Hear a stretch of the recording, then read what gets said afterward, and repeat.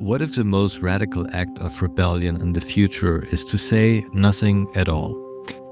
We live in an age where noise is currency. Our feeds are endless, our conversations performative, our notifications relentless.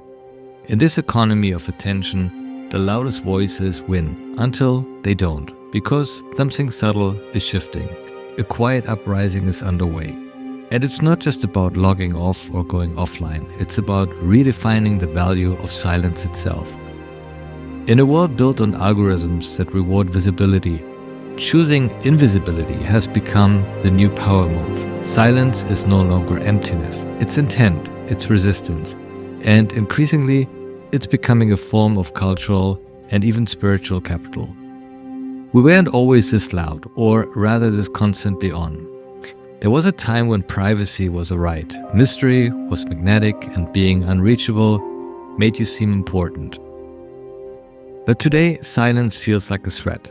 Not responding fast enough, not having an opinion, not sharing, these are treated with suspicion. The pressure to constantly express ourselves has turned many into permanent broadcasters of their inner lives. But as this endless output grows, something else is happening. Kind of noise fatigue. Even those who mastered the game are quietly stepping back, deactivating, disappearing. Not because they failed, but because they've outgrown the noise. Silence is becoming the new luxury. Look at how ultra-wealthy retreat to off-grid islands, pay for digital detoxes, or build homes with soundproof meditation rooms. They're not just buying property, they are buying the absence of interruption. In a society where everyone's competing to be seen, the ability to disappear is a flex.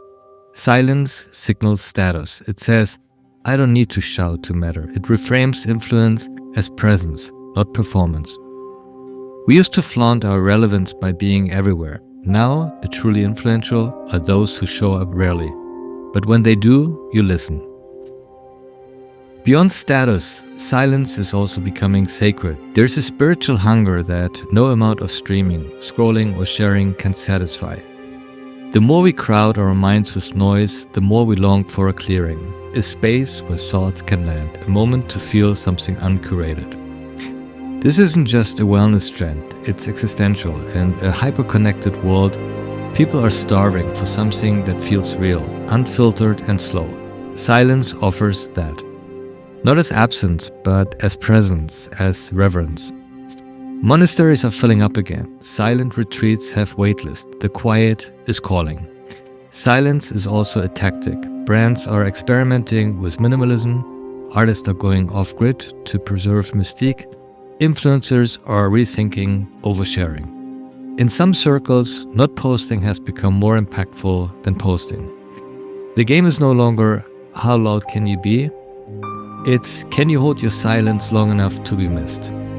When everyone's talking, the person who pauses becomes magnetic. Their words carry more weight. Their absence creates tension, and when they finally speak, it lands. Quiet becomes the frame that gives meaning to the message. Silence isn't about muting yourself forever.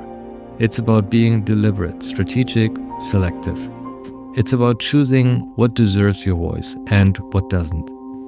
The future will belong to those who know how to use silence not as a withdrawal, but as punctuation, as curation, as art.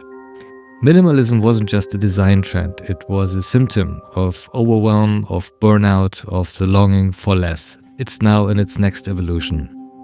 The question isn't, what do you have to say? It's, what are you willing to be silent about? If this spoke something in you, feel free to subscribe or simply sit with it a little longer. And if you're curious about the visuals in this video, they're part of the world I'm building beyond the screen.